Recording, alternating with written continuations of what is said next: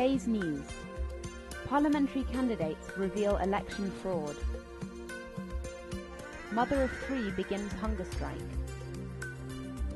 Evicted residents try to protect their rights. Residents evicted from another apartment set for demolition.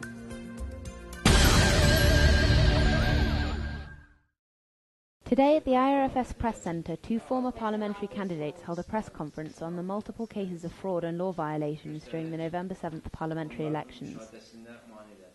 Mazahir Shavaladov, who ran in the Ismaili election constituency, said that he had deployed observers in 46 of the 65 election precincts.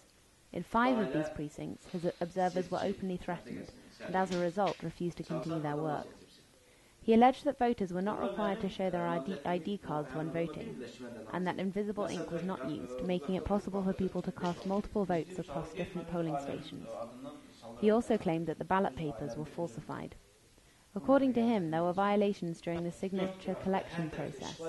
The voters signing to support his candidacy were put under pressure by officials. Javid Shiraliev of Masali election constituency said that the situation had been the same for him. His rival was Fatma Akundova, who reportedly received over 10,000 votes to win the election. Given that voter turnout was less than 10%, this suggests that the elections were totally rigged, he said.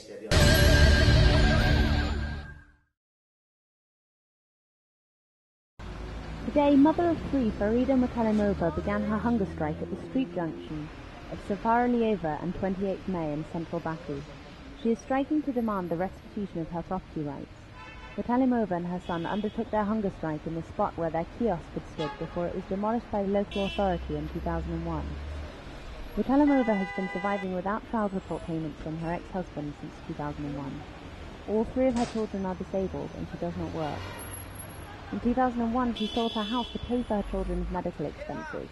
She had bought the kiosk in Safaraliev Street for commercial purposes. It was demolished under an executive administration order, and she was never given any explanation. The Nagadi District Court ruled back in 2001 that Mutalimova's husband, Ibrahim Mamahi, would have to pay child support, and Court Executive Oktay Yangali was appointed to oversee this. It didn't happen, and Mutalimova has received nothing. She has begun a hunger strike in the street to demand her rights as a last resort.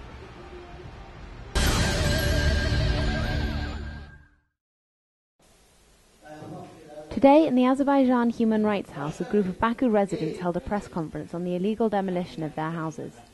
Representatives of human rights organizations and lawyers attended. It was emphasized in the press conference that violations of citizens' property rights are by no means a new phenomenon in Baku, and such cases have increased over recent years. Violations of this sort have become especially prevalent in central Baku, since construction companies have started building skyscrapers there. The demolition of apartments on Neftchila Avenue and the houses in Fuzuli Street for the building of a winter boulevard are the obvious recent examples. Residents of the illegally demolished housing on Fuzuli Street spoke at the press conference. They reported that the government has not provided fair or reasonable compensation for the destruction of their homes. Instead, protecting their property rights has put these residents at risk. They have faced threats of physical violence from police and from unknown men in plainclothes. Government officials have so far ignored the appeals by residents regarding their property rights. Their court appeals have all been dismissed. Lawyer Fuad Agiev said that he was not holding out for the Azerbaijani courts to make fair decisions on these cases. He argued that the residents should bypass local courts and go straight to the European Court.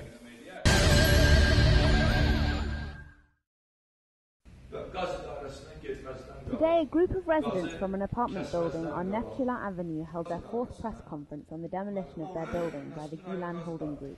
The residents reported that Nazimi District Gas Management Office had shut off their gas supply. This measure was taken to force them out of their homes. On November 17th, the residents wrote an appeal on the walls of the building, calling on the President to help them. The next day, representatives from the Emergency Ministry and the Presidential Administration arrived at the scene and cleaned the walls. According to residents, the building was built in 1959. The Baku City Executive Administration issued an order for the evacuation and demolition of the building in 2004. Between 2004 and 2008, several construction companies and holding companies offered residents 4,000 AVM per square metre of their apartments. In the past 2 years, however, there have been no talks.